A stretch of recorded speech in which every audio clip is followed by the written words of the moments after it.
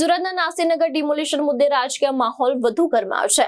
ધારાસભ્ય વિનુ મોરડિયાના સમર્થનમાં હવે ભાજપના પૂર્વ કોર્પોરેટર અને નગર પ્રાથમિક શિક્ષણ સમિતિના પૂર્વ ઉપાધ્યક્ષ ડોક્ટર સ્વાતિ સોસા મેદાનમાં ઉતર્યા છે। નાસીનગર ડિમોલિશન મુદ્દે ચાલી રહેલા વિવાદ વચ્ચે ભાજપના નેતા આમને સામને આવતા જોવા મળી રહ્યા છે। ધારાસભ્ય વિનુ મોરડિયાના સમર્થનમાં પૂર્વ કોર્પોરેટર અને ભાજપ મહિલા નેતા ડોક્ટર સ્વાતિ સોસાએ નિવેદન આપ્યું છે કે સ્વાતિ સોસાએ જણાવ્યું કે કાજલ હિન્દુસ્તાનીમાં સમાજ ઓછી છે, તેથી તેઓ વિનુ મોરડિયા વિશે આવા નિવેદનો કરી રહ્યા છે। તેમણે કહ્યું કે ધારાસભ્ય વિનુ મોરડિયા વિશ્વ હિન્દુ પરિષદની કામગીરી સાથે લાંબા સમયથી જોડાયેલા રહ્યા છે અને તેઓ ક્યારેક ઘૂસપેઠિયાઓને સંરક્ષણ આપતા નથી। વિનુ મોરડિયાએ ડિમોલિશન કોણે કર્યું તેવો સવાલ ઉઠાવ્યો હોવાનું પણ સ્વાતિ સોસાએ જણાવ્યું હતું। તેમણે વધુમાં કહ્યું કે કોર્પોરેશન હજુ પણ કહી રહ્યું છે કે આ ડિમોલિશન તેમના દ્વારા કરવામાં આવ્યું નથી। કાજલ હિન્દુસ્તાની જે નિવેદનો કહી રહ્યા છે તે ખોટા હોવાનું પણ તેમણે જણાવ્યું। સ્વાતિ સોસા નગર પ્રાથમિક શિક્ષણ સમિતિના પૂર્વ ઉપાધ્યક્ષ, સુરત શહેર મહિલા મોરચાના પૂર્વ મંત્રી તેમજ પૂર્વ કોર્પોરેટર તરીકે રહી ચૂક્યા છે। કાજલ હિન્દુસ્તાની દ્વારા વિનુ મોરડિયા પર કરાયેલા આક્ષેપ બાદ હવે ભાજપના જ નેતા સ્વાતિ સોસા તેમના સમર્થનમાં ખુલ્લેઆમ સામે આવ્યા છે।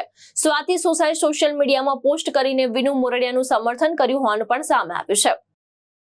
મારું નામ ડોક્ટર સ્વાતિબેન મનુભાઈ સોસા છે। હવે 14 દિવસ પહેલા નાસીનગરમાં ડિમોલિશન કરવામાં આવ્યું હતું ઝુંપડપટ્ટીનું, અને અમારા સ્થાનિક ધારાસભ્ય છે વિનુભાઈ મોરડિયા દ્વારા એમના દ્વારા સંકલનમાં સવાલ પૂછવામાં આવ્યો હતો કે ભાઈ આ ડિમોલિશન કોના દ્વારા કરવામાં આવ્યું છે, પરંતુ તે સમય પર કોર્પોરેશન દ્વારા વિનુભાઈને જવાબ આપવામાં આવ્યો હતો કે ભાઈ આ ડિમોલિશન અમારા દ્વારા કરવામાં આવ્યું નથી। એટલે સ્થાનિક ધારાસભ્ય તરીકે એવું પૂછ્યું એમણે કે ભાઈ તમે નથી કર્યું તો આ ડિમોલિશન કોણે કર્યું, અને એ બાબતથી એ લોકો આગળ વધ્યા અને એ પ્રમાણે જે પરિસ્થિતિ છે તમે બધા જાણો છો।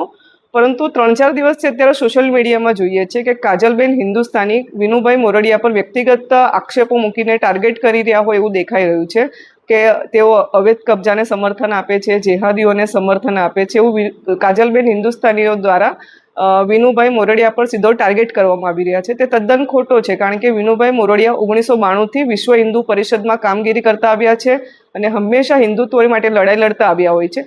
એમણે કોઈ પણ ઘૂસપેઠિયાને સમર્થન નથી આપ્યું। એમણે ખાલી એક જ સવાલ પૂછ્યો તો એ બી એમના મત વિસ્તારમાં આવતો હતો એટલા માટે કે ભાઈ આ ડિમોલિશન કોના દ્વારા કરવામાં આવ્યું છે, પરંતુ કાજલીબેન હિન્દુસ્તાની દ્વારા પૂરી વાત જાણ્યા વગર કે પૂરી સમજ મેળવ્યા વગર ખોટું વિનુભાઈને વ્યક્તિગત ટાર્ગેટ કરીને સ્ટેટમેન્ટ આપવામાં આવી રહ્યું છે, તે તદ્દન ખોટું છે।